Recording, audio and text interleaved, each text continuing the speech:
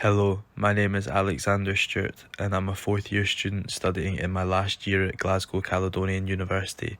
Today I'll be taking you through a digital story on the Isle of Harris Gin Distillery for the purpose of grading the unit Creativity and Innovation Management. The key concept of innovation management is about being able to create a working environment and culture which enables creativity and the development of new ideas. This story will discuss how Harris Gin's management has enabled these using strategies and structured methods.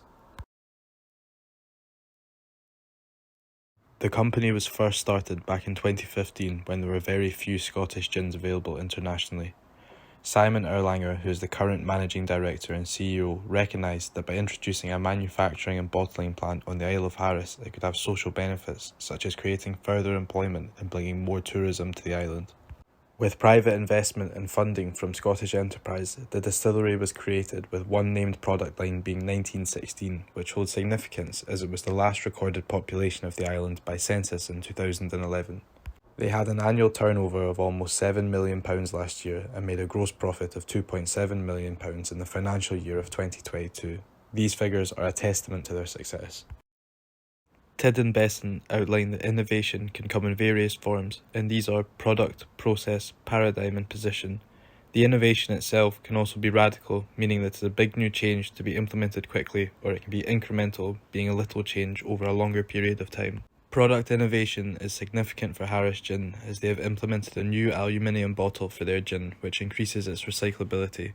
In a world where environmental impact and sustainability can affect a company's image massively, it is important to be seen to be making an effort. Also, they use process innovation as when bottling gin they split the liquid into three parts: the head, the heart and the tail. They only bottle the heart and discard the rest. This increases cost but ensures consistency and quality. The culture web created by Johnson and Scholes helps to explain the paradigm of what makes up an organisation's culture. A strong organisational culture is important as it has been found that employees who agree they have a strong organisational culture work harder, are more loyal to the organisation and happier in the workplace. As you can see by the diagram displayed, various factors help to decide. Most importantly for Harris would be stories, as they have a specific storyteller employed to write and release weekly stories, informing customers of the culture and the past traditions that shape the company and make them who they are. Routines and rituals is another important factor, as they use many local words as brand names and names for pieces of equipment. For example, they refer to their small copper distiller as the Dotach and their gin is called the Hirach. Harris Gin makes use of various management strategies to try and ensure success within the organisation. One of these would be a mix of just strategic planning and performance management. Open communication channels are key to fostering creativity, as they allow for brainstorming and the easy flow of ideas from the bottom to the top of the managerial chain.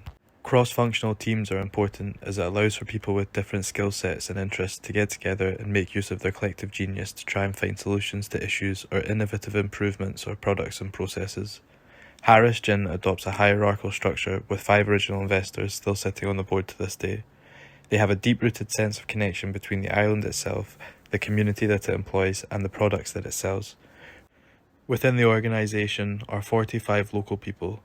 The organisation places importance on the storytelling and hopes to increase engagement every week by releasing a newsletter with newly written stories about the history and culture of Harris.